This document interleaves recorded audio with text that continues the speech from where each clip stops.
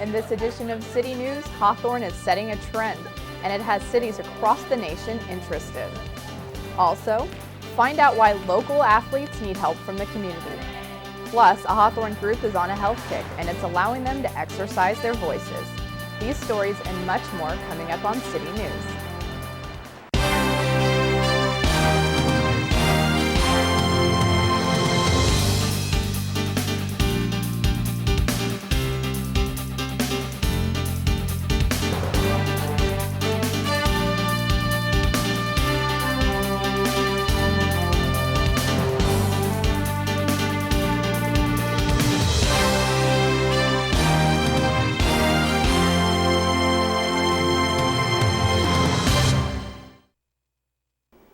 Hello and welcome to City News. I'm Amy Davis.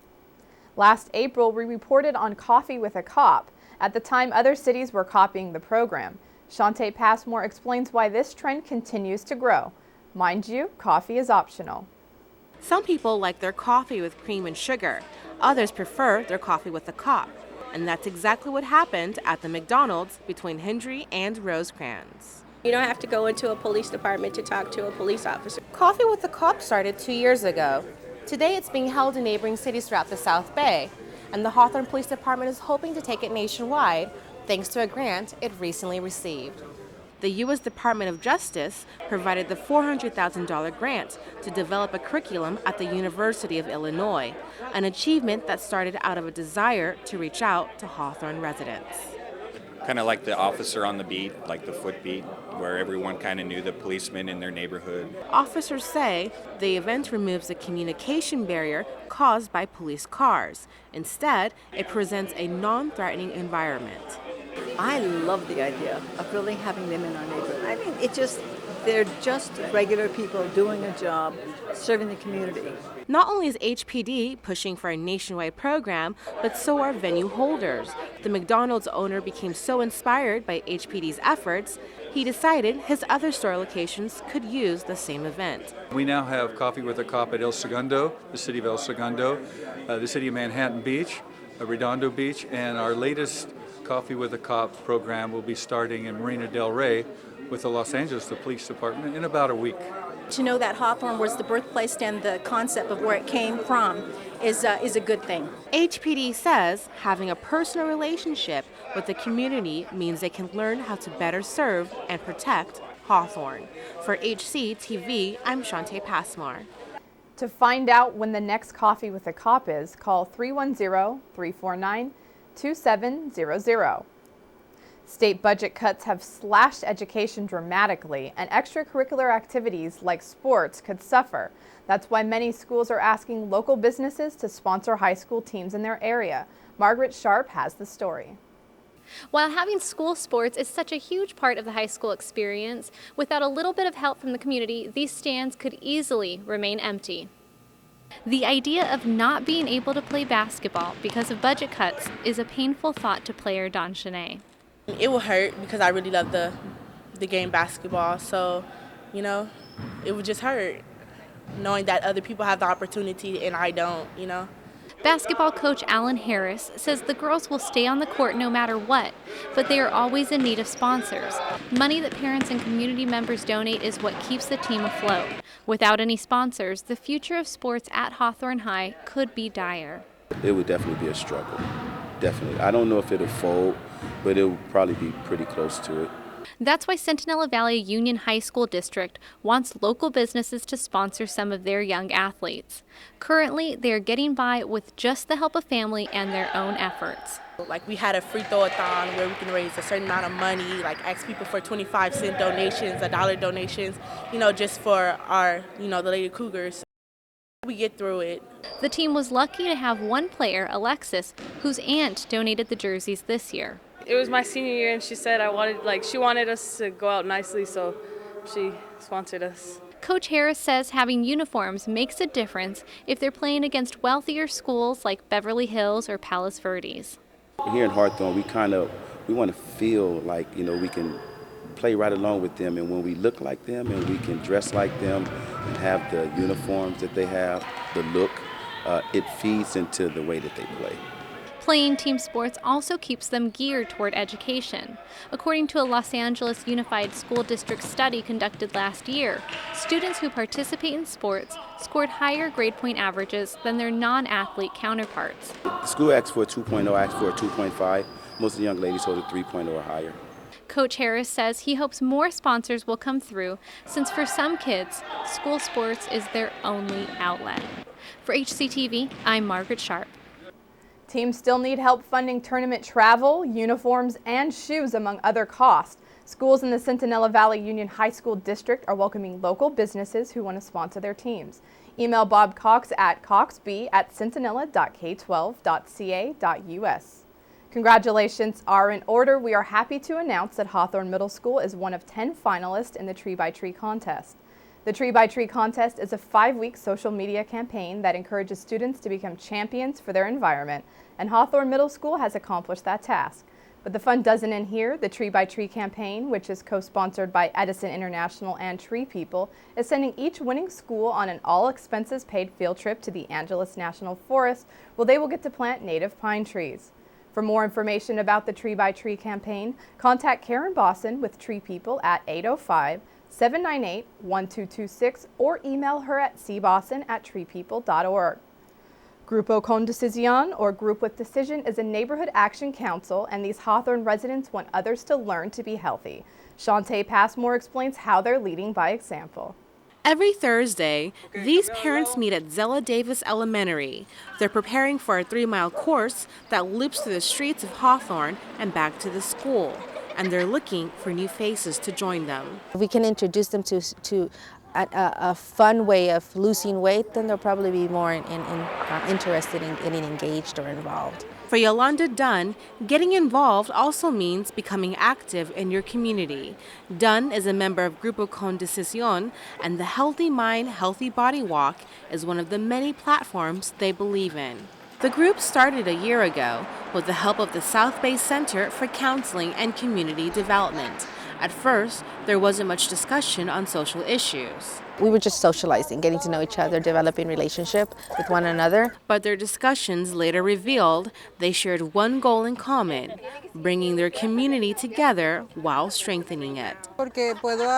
Being a leader in our community is a wonderful opportunity. I like helping others. And the group is also helping its own members. A group member wanted to share her story, but was camera shy, so Dunn explains. When she joined the group, she was really just going home and spending time with her kid at home, or have nobody to spend time with. But then when she started joining our group and started to socialize, it's like she developed a more, like that self-esteem that I could do something. Grupo Con Decisión believes staying empowered is possible as long as one isn't afraid to take the first step. Dunn says advocacy has to be seen before it's heard, and she hopes others will join them. For HCTV, I'm Shantae Passmore. If you'd like to learn more about Grupo Con Decisión, email grupocondecisión@yahoo.com, or for more information on starting your own neighborhood action committee, call the South Bay Center for Counseling and Community Development at 310-414-2090. Coming up on City News, according to teachers at Zella Davis Elementary, goo is good for the mind. See why parents also agree. Also, we will give you a glimpse into what it takes to put together a Valentine's Day near you. There's more news ahead. We'll be right back.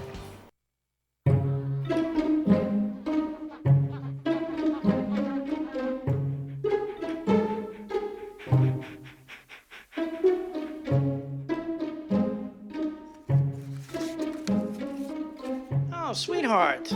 Gonna give you a hand? No thanks, Dad. I got it. Okay. I'm gonna go fix the lamp in your room. You don't have to be perfect to be a perfect parent. There are thousands of children in foster care who will take you just as you are.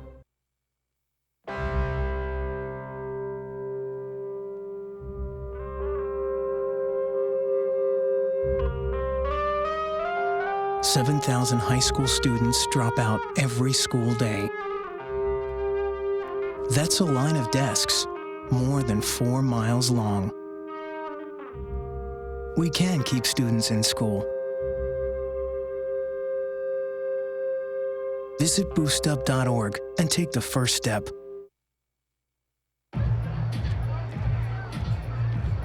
If you drive buzzed, it could cost you around $10,000. You'll face major legal fees, major fines, and steep insurance penalties.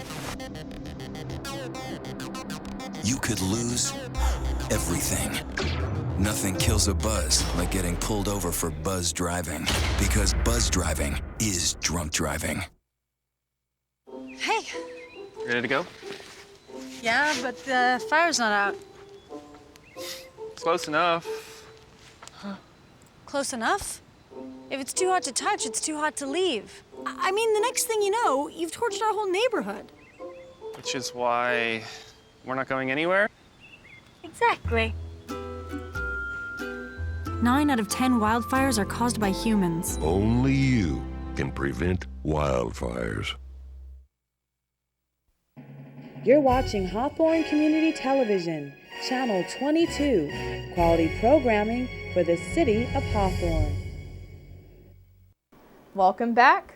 Combining family time and education may seem like a chore, but teachers at Zella Davis are adding fun to the mix, and now it has parents asking for more. Shantae Passmore fills us in. Normally, these third graders aren't allowed to do this in class.